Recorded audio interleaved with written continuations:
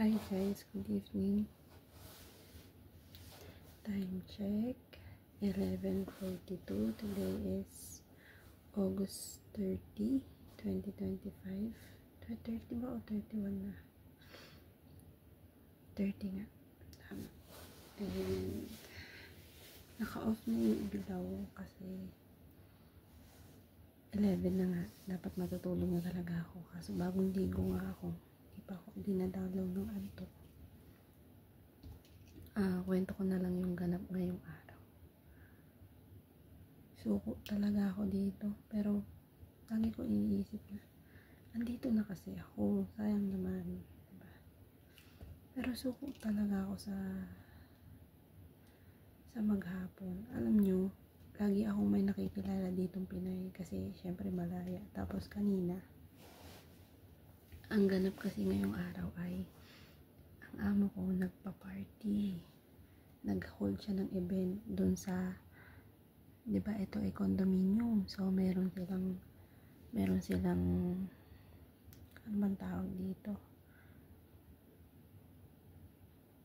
meron silang part ng building na pwede mong kapag resident ka ng building, pwede accessible mo yun, tapos pwede ka mag-hold ng event doon, parang event hall, ganun, pero maliit lang, para siyang private room na may comfort room, tapos may mga lamesa, tapos overlooking siya sa dagat.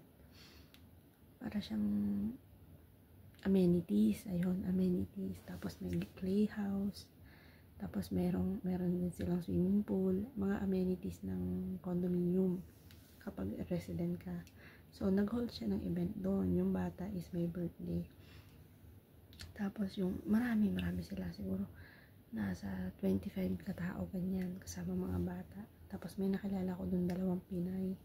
Yung isa 30 years na dito sa Hong Kong, 51 na siya, pero mukha lang siyang 35, 45 ganyan. Sobrang bata niya tingnan. Si palatawa siya eh. Tapos sabi niya sa akin, tapos yung isa 7 years, mga iba-ibang amo na. Tapos kilala nila yung amo ko, mabait daw, ganon. Tapos sabi ko, kamusta ka naman, ganyan. Sabi ko, okay naman, okay sa okay, kaso suko ako sa trabaho ba.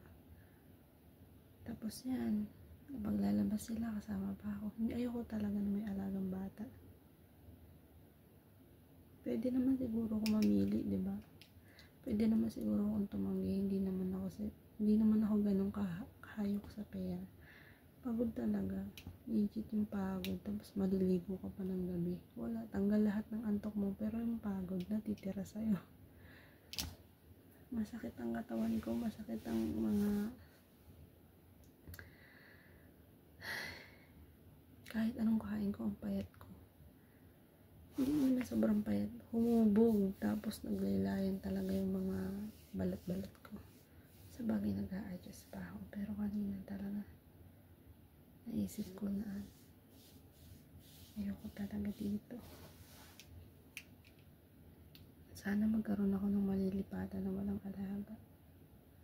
Gusto ko magtrabaho kahit yung average yung salary. Pwede na siguro yun. Ayoko na yung makipagsuwagan para sa pera. Gusto ko meron akong peace of mind, yung sakto lang, yung katulad dati sa Saudi. Namimiss ko talaga ang Saudi, ewan ko ba kung bakit. Palagi ko nakukumpara, sobrang alwan kasi ng trabaho ko doon. Yung mga pagka-construction ko doon, para sa akin maalwan pa yun kumpara dito. Biruin mo, mag-i-start ako ng 6 ng umaga. Natapos ako, nakapasok ako dito 11:30. Kasama na yung pagligo ko doon. Tapos sabi niya sa akin kanina, hindi naman ako galit, pero hindi ako yung hindi ako palangiti kasi pagod na talaga ako. Tapos hikab na ako ng hikab, binaantok na ako. Pang 2 weeks ko na to eh, na walang off. Dire-diretso 6 hours. 6 ng umaga, 10 ng gabi ang pahinga, 11 ganyan. Straight talaga. Pagod, puyat, ganyan. Doon ako sumusuko at saka sa bata. Minsan, madalas, lalo pag nandiyan yung magulang niya. May mga laro siya na gusto niya susunod ka na susunod sa kanya. Which is nakakapagod. Yung maghapon ka nang nagdilinis, tapos pag lalaroin mo siya, gusto niya tatakbo kayo. Susundin yung gagawin niya, sasayaw kayo. Nakakapagod. Okay lang sana kung hindi ma-OC yung nanay. Ganito, gawin mo, ganyan. Okay lang sana. Pero sa ugali, mabait sa mabait. Wala pa naman ako maarte siya sa ibang mga bagay. Sa mga bagay-bagay, nakikita ko yun talaga sa kanya. Ewan ko kung pag tumagal pa ako, mas lumala yun. Pero, kita ko sa kanya, maarte siya sa mga ganun. Kanina nga, tinitignan ko yung mga Pinay, kung paano mag-approach yung amo nila. Yung mga Pinay na matatagal na. Kung paano mag-approach yung amo nila kapag pinupunasan nila yung bata na wala silang dalang tissue, kinakamay lang nila. Yung ganyan lang. Pinupunasan yung mukha. Kung amo ko yun, hindi yung pwede. Na wala kang tissue hawak, nakakamayin mo yung mukha ng bata, yung kamay ng bata, ipupunas mo kung saan. Hindi pwede yung mga Pinay na matatagal na ganun ang ginagawa. Tapos mga naka-short sila. Ibig sabihin, sobrang open ng amo nila. Dito, medyo strict sila sa ganun. Sa pananamit, bawal ka mag-short. Parang Saudi pa rin. Kahit ang init, bagong dating ako dito, dapat naka-pants ka. Dapat naka-t-shirt ka na malaki. Ganyan. Pero naiintindihan ko naman, syempre, may lalaki sa bahay. Pero kung maaano mo sa ibang amo, hindi sila ganun ka-open. Pero mabait. Siguro, syempre, bago pa lang ako. Kaya, ganun pa, maano pa ang pakitungo. Pero makikita mo yung meron talaga may pagka-stricta. Ganun. Ayun, pagod talaga ako ngayong araw. Nag-umpisa ako ng 6, no? Tapos, iniwan nila yung bata, lumabas sila mag-asawa, sa labas sila kumain. Bumalik sila hapon na, tapos umalis ulit yung lalaki.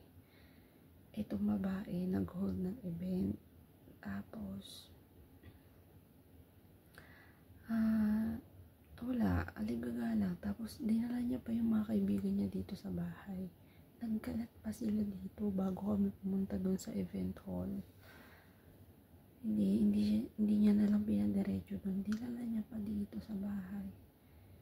Tapos, pagdating doon, syempre, laro-laro, nag-playhouse. Masaya naman, nakakain naman ng maayos. Pero hindi ka talaga niya yung sasabihin mo, abot-abotan ng pagkain. Bahala ka kumuha sa sarili mo. Buti nga, andun yung bata hindi ako na-OP. Ayun lang ang kinakausap ko Tapos yung isang madam doon. Pero mababait sila, mga palangiti. Nag-o-observe. Syempre, bago ako, nag-o-observe sa akin. Tapos, na kami umakyat. 10:30 na kami bumalik dito. At dami ko pang ginawa. Nag-inis pa ako, nilinisan ko pa yung bata. Ang tigas pa ng ulo. Ayaw niya pa talaga magpatalo kasi nandiyan magulang niya. Ayaw niya pa talaga sumunod. Pero pag kami lang, nakikinig siya. Takot siya. Lalo pag sinabi ko, aalis na ako. Pero pag andyan magulang niya, matigas ulo niya. Ayun ang nakakasuko. Tapos ang sakit din talaga ng pilay ko. Naisipan ko na umuwi. Napanghihinaan ako dito. Iba talaga yung sa working hours ako. Sa working hours ako umaaray. Buti pa sa Saudi kahit 2 years ka doon, walang off. May mga oras na nahayahay yung pagtapos mo, lalo pag wala ka alagang bata. Tulad sa dati kong pagtapos mo maglinis, upo ka na. Antay ka na lang ng tawag sa'yo kung anong iuutos. Pero dito, hindi ganun. May mga nakabantay na CCTV. Tapos doon, pag nalinis mo to ngayong araw, 1 week na ulit. Diba? Lalo yung mga kwarto na malalaki, mga pang-guest room. hindi siya, o kung araw-araw man ipa-general cleaning, madali lang pagpagpag lang. Dito sa bahay ng amo ko, napaka-alikabok. Ewan ko kung bakit. Maalikabok, lalo yung sahig. Hindi ko, bawal kasi dito magwalis. Minamap, diretso ng map, tubig agad. Kaya yung, merong vacuum, isang beses mo lang siya pwedeng gamitin paghapon lang. Pero pag umaga, map ka lang. Kaya 4-5 beses ako mag-map araw-araw. Meron pa rin malagasgas pa rin sa sahig. Yung ano kasi nila is kahoy. Parang binil na kahoy. Yung ganun yung sahig nila. Hindi tiles. Malagasgas. Bahan sa bahay. Tapos, yung mga gamit, linisan mo ngayon. Bukas mo makikita ka ng maliliit na yung parang fibers. Hindi ko alam kung anong meron dito. Siya. Kahit sinasarado ko yung pinto. Madumihin ang bahay. Siguro kasi kabilaan ng construction dito sa amin. Maraming ginagawang high-rise building. Tapos, ayun, sobrang pagod. Kanina, na-research ko na kung saan maghuhulog ng sulat kapag nag-1 month notice ka. Nag-iisip na ako ng reason. Wala pa akong malilipatan. Hindi ko pa alam kung saan ako. Pero wini-wish ko talaga na mapunta ako sa trabaho na wala na akong alagang bata. Kahit kasambahay ulit. Kahit sa Saudi ulit. Pero basta walang alagang bata. Ayoko may alagang bata. Partida, hindi pa yan yung ako yung nagpapatulog, sila pa yung nagpapatulog. What more kung ako pa, diba? Nakakapagod. Lalo't may katigasan ng ulo niya. Pero pag kami lang, mabait naman.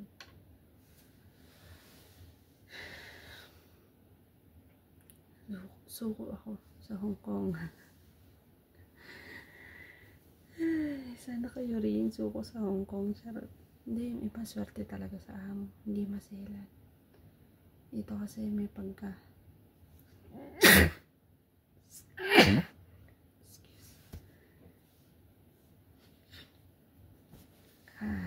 Naintindihan ko naman. Ano niya yun? Patakaran niya yun. So, ako sa trabaho. Sa trabaho na walang katapusan. Tapos sa oras ng trabaho, yung bata kaya ko pang paraanan konti-konti. Kung binibigyan lang sana ako ng off na matinong. Hindi naman ako hayok na hayok sa pera para mag-OT-OT ng Sunday. 2 weeks straight, 2 to 3 weeks straight wala akong off. Tapos ganun yung time frame, 18 to 20 hours ako nagtatrabaho. Nakapagod. Hindi naman 20. 16 to 18 hours ako nagtatrabaho. Nakakapagod. Bahala na. Naisip ko na talaga umuwi. Matagal na. Naisip ko, nanghihinayang sa nanghihinayang kasi andito na ako eh. Kumbaga napaparaanan ko naman. Kaso kasi ayokong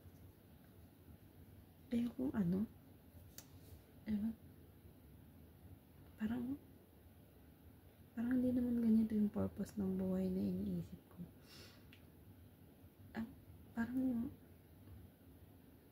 Parang sapat na sa akin makapag-provide ako sa pamilya ko. Hindi ko naman kailangan magbaka sub ng ganito sa trabaho, diba? May buhay din ako na gustong i-enjoy. Ganun lang. May buhay din ako na gusto ko rin yung nare-relax yung katawan ko, ganun. Hindi yung palagi akong tension, hindi yung palagi akong paspas. Ano na yun? Kaya ko naman sana dito, pero yan, tulad yan, paggabi, maisip mo, pagod talaga. Lalo pag umaga, pagkagising mo, babangon na naman. Same routine, pero baka mas matindi tong araw. Mas pagod ako pag Sabado tsaka Linggo. Pag weekday, sakto lang yung pagod, nasasanay na ako. Pero pag Sabado Linggo, imbis na Linggo pahinga ako, wala. Papautihin pa ako. Well, bayad naman. Pero kasi sinabi niya na sa akin yun na hindi ka pwedeng lagi mag-off ng Linggo kasi ganito. Syempre bago tayo, sino ba naman tayo para mag-demand? Oo na lang. Pero bahala na, makahanap pa naman siya ng katulong na gusto niya, yung deserve niya, yung kayang i-provide lahat. Diba? Hindi naman siguro ko kawalan. Tapos ayun lang, sana i-guide ako ni Lord. Napakatilo ko kasi. Nananahimik na ako sa Saudi. Nagpunta pa ako dito Pero kasi gusto ko matry. Ito na nga, natry na nga natin. Hindi madali ang Hong Kong. Para sa mga nagbabalak dyan, magpunta rito. Swertihan sa amo at di madali ang Hong Kong. Yung mga nakakausap ko kanina alauna na natutulog. Pero ang gising nila 10 or 9. Sabi ng dalawa na matagal na. Tapos yung isang galing na mag-Chinese. Nakakabilib sila. Siguro ngayon, tatanggapin ko kung uwi na lang muna ako. Pahinga ko rin sarili ko. Bawi ako sa anak ko sa oras. Sabi nga ng isa, nag-a-adjust ka pa. Okay lang yan. Nag-a-adjust pa daw ako. Pero kasi hindi naman to ganito kabigat kung talagang para sa akin to, diba? Hindi ako magda-doubt palagi kung para sa akin to. Hindi kasing gaan nang pumunta ako sa Saudi. Lagi ko na lang nakukumpara. Pero kasi, diba? Pag para sa'yo, hindi mo kailangan nag-e-effort naman ako. Ginagampanan ko naman lahat. Ginagawa ka naman yung best ko. Trabaho naman ang pinunta ko dito. Kaya, ayun, trabaho ang napala talaga. Pero yung salitang overwork, si ante, overwork talaga. Kala mo nagpapakain ng 10 pamilya. Hindi naman ako naghahabol sa pera masyado. Bakit naman ayaw akong pa-day off Dapat bukas day off ko, pero wala. Negative. So, ayun. Pagoda ang ante. Hong Kong pa more. Sana pagod din kayo. Bye-bye.